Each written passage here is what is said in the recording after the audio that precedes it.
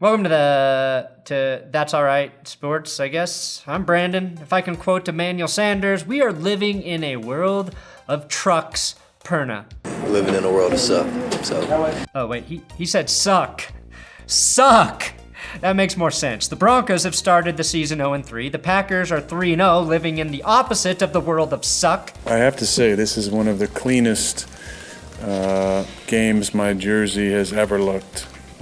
I took basically one shot. I hit the ground one time, so I'm ecstatic. Yeah, that's genuine joy, not the I'm high on painkillers because I had the shit beat out of me joy we have seen Aaron Rodgers portray before. As much as I love pure joy Aaron Rodgers, I wish he were in the painkiller version because that means the Broncos might have gotten one sack on him.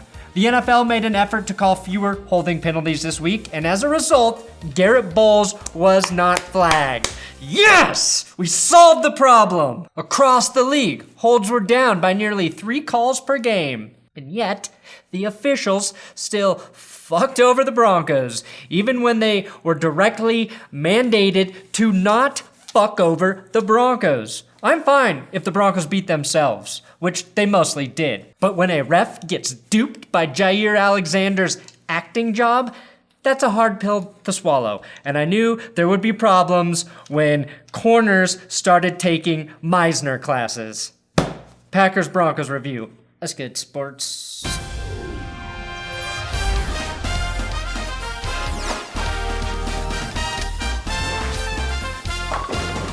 Since the Broncos will never get a win again, I decided to start rooting for the Houston Oilers because they too will never get a win.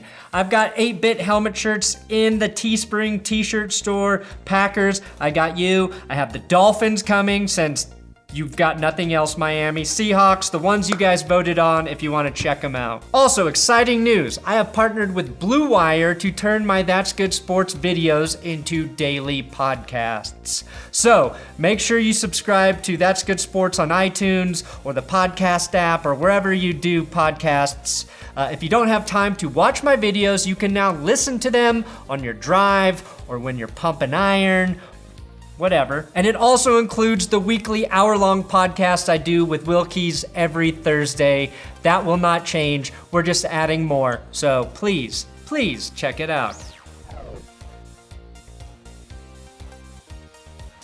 All right, I'm gonna start positive, then go negative, and then in positive for this recap. Basically fantasy, truth, fantasy. If you have a problem with that though, please tell your therapist, so she can help you realize as a Broncos fan, you are now classified as a full-fledged masochist. For those who don't enjoy pain and humiliation, I present Dalton Risner. Between him, Phillip Lindsay, Christian McCaffrey, and Austin Eckler, Mr. Colorados are doing just fine in the NFL. The only reason the Broncos scored this touchdown Sunday was 75% Risner, 20% Phillip Lindsay, and 5% Phillip Lindsay's parents for their genetics, allowing their son to be small enough for a lineman from Colorado to pick him up and fling him into the end zone. Talk about an intangible, okay? You've got 40 times, 3-cone times. Let's add flingability to the combine and see how many invites Phillip Lindsay gets then. That was on 4th down. So again, I love the Popetes on Fangio for going for it on 4th. The only dynamic play for the Broncos defense came when Bradley Chubb got overly excited about a false start. That's what happens to a sack-starved pass rusher. A false start is all he has to feed on. And if no sacks appear soon, he will die of starvation. And it doesn't matter how many fish called Wanda Aaron Rodgers puts on ice. Chubb will starve because he doesn't fucking eat fish. He eats sacks, quarterback sacks. The Broncos are losing, and after some research, I found some interesting statistical data that may suggest it's not their fault. Week 1, Denver was cursed by the lesbian Raiders fan. Week 2, they were cursed by the officials. Week 3, they were cursed by Aaron Rodgers' mustache, which canceled out the powers of Brandon McManus's mustache powers and caused a missed extra point. Good thing we're done with that. Oh fuck no. We're fucking doomed. Oh, God. No. Not Gardner. Not the Gardner. Not the Gardner. Not the Gardner. Not the Gardner next week. Not the Gardner next week. Not the Gardner. Not the Gardner. Not the Gardner. Not the Gardner. Okay.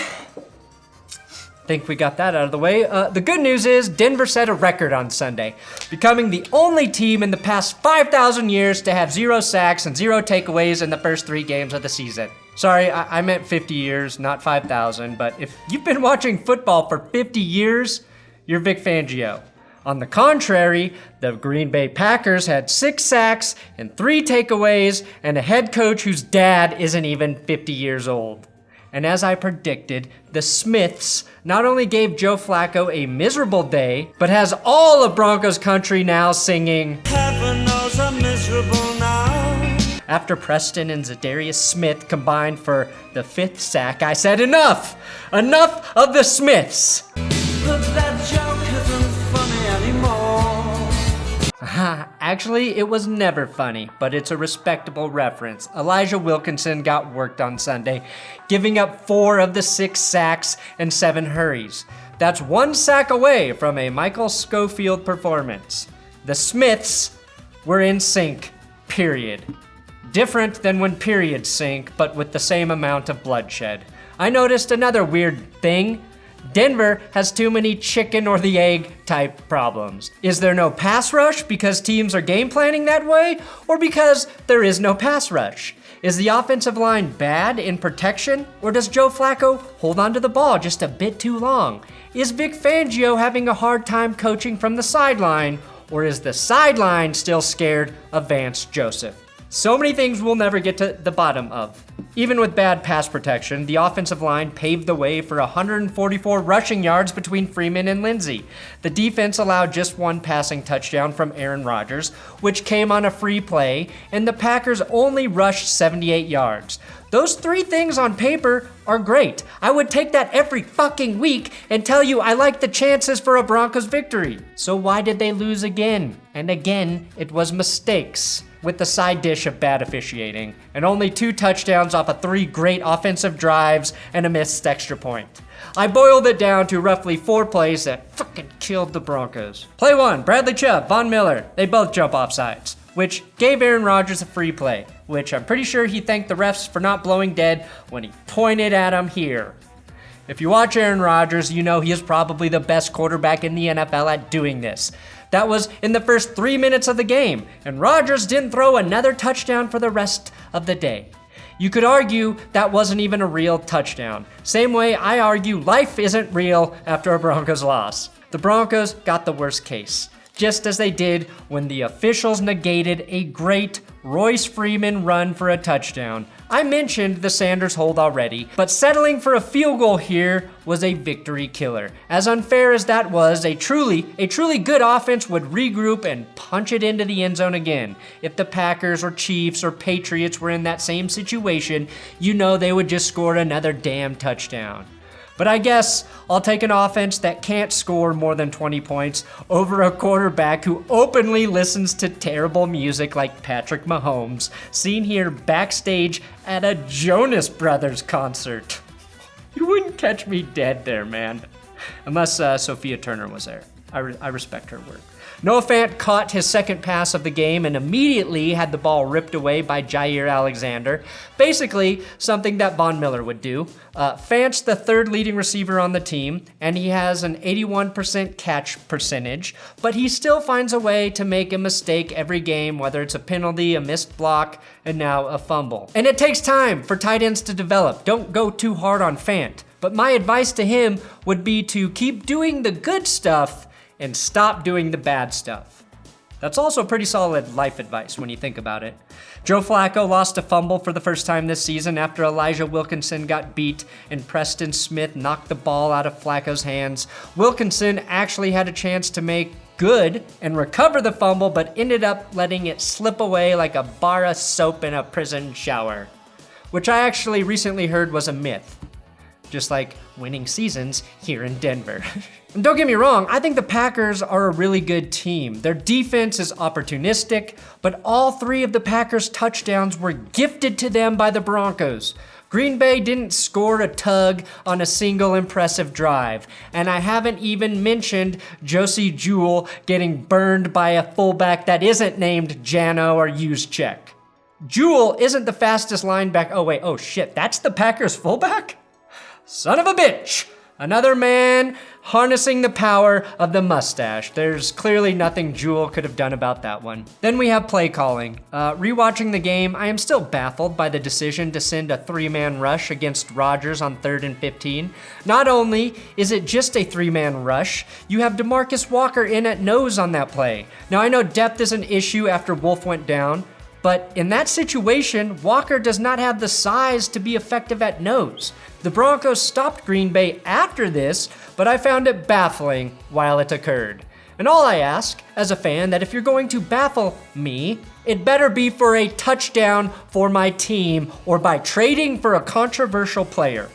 Basically, every time something great happens in the Broncos games this season, something bad follows it. Like this play by Joe Flacco on 3rd and 6 is a big dick play. It's raining, he's backed up on his own goal line, and he throws this floating dirty laser down the right sideline deep to Courtland Sutton.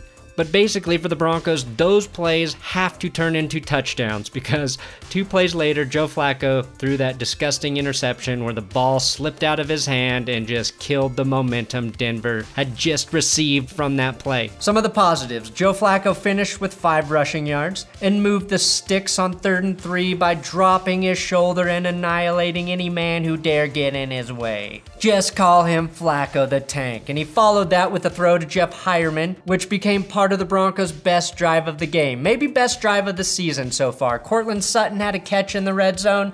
Pretty much every offensive player made a play that drive, including Phillip Lindsay walking into the end zone behind a great Elijah Wilkinson block. They took more than 7 minutes off the clock, kept Rodgers on the sideline, and tied the game early. And we've seen the Broncos offense put together a few methodical drives like this season. A lead-changing drive last week, ultimately ruined by officials, one that ended in a Flacco interception, and another in this game stolen by a phantom holding call. The reason for hope is because game-changing negative plays, the ones that have occurred more frequently for Denver, will not persist. Through the course of a season, I think those are outliers and usually even out. At some point, Denver will start getting lucky, start hitting those big plays that go for touchdowns and or turnovers from the Broncos defense that give the offense an easy score like they did for the Packers. Green Bay's running back Aaron Jones only had 19 rushing yards, 10 carries for 1.9 yards per attempt, but also had 2 of those carries go for touchdowns, which were set up by not bad defensive play from the Broncos, but by great defensive play from the Packers.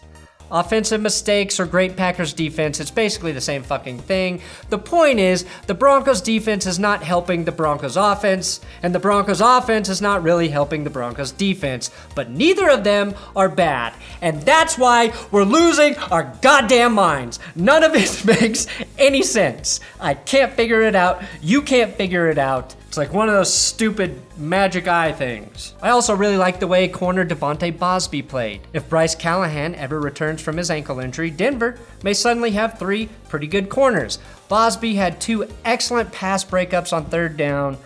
Getting 3rd down stops for the Denver defense is a big improvement from week 1. Again, the Broncos have caught all the bad breaks in addition to not playing their best football. Even Daniel Jones, in his much hyped win yesterday, received blessings from the football gods with a Matt Gay missed field goal and an easy pick 6 dropped by Tampa. Don't even get me started on Shaq Barrett. I will have no clue if this iteration of the Broncos can win several games in a row this season or be a good team. But if I learned anything from the Smiths, it's I know it's over.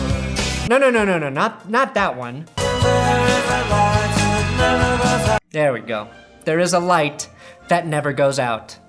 Maybe it's the light of a seedy motel, or maybe it's the light of God, telling you to go to that seedy motel and just have a little fun. Thanks for watching another episode of That's Good Sports. Please subscribe here on YouTube. I'm on Twitter, Instagram, at Brandon Perna if you want to talk football at me there. Also, follow at WillKey6. He helps me write football video things here. And don't forget to check out the That's Good Sports podcast. Go ahead, make your eyes jealous.